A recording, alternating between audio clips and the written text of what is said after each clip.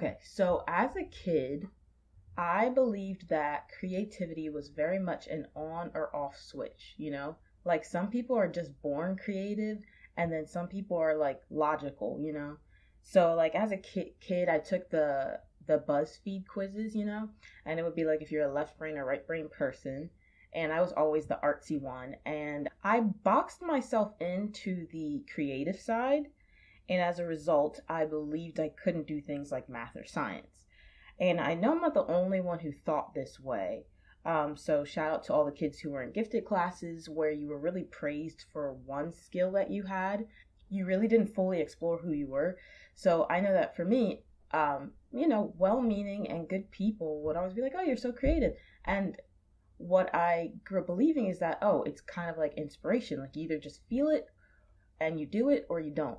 So when I got to art school in college, I was in for a rude awakening when I learned that, inspiration ran out sometimes, I would run out of ideas because the assignments were not based on what I felt like doing, they were based on what I was being told to do.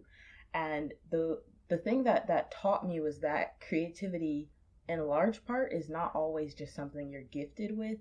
It's not always just something that you just have, but in fact, it's something you cultivate. And in fact, it's a skill.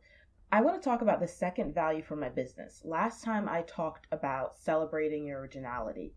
And you can go back and listen to that episode, it's up.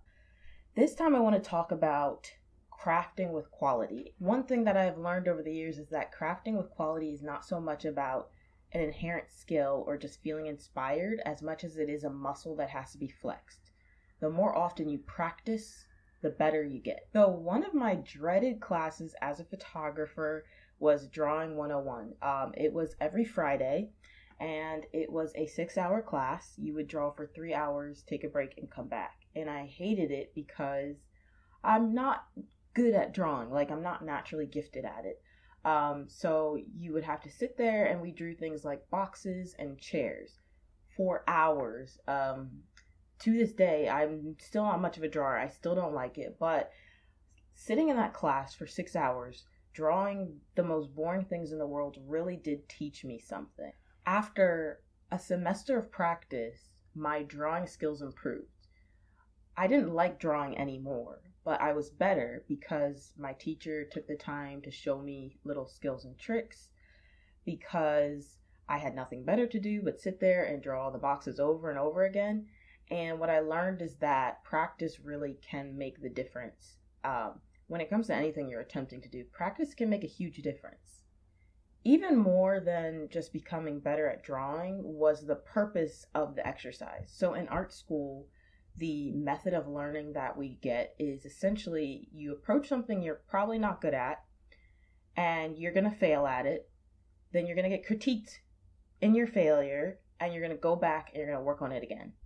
So even more than just being a bad drawer, what I realized looking back now is that that drawing class was actually the building block for those students to eventually go on to draw more complex things like the human body, facial expressions, joints, muscles, and you needed to have that simple exercise of translating flat planes into three-dimensional shapes in order to get the muscle memory down for when you start drawing things that are far more complex. Another thing that I realized is that what those drawing lessons also taught me was that patience really does yield good rewards. Patience and the investment of time and energy pays off. And I know sometimes it doesn't feel like it, especially if you haven't seen the results you want. But there are some things that I do now that I don't think twice about, that I know are because of pure practice and doing it over and over.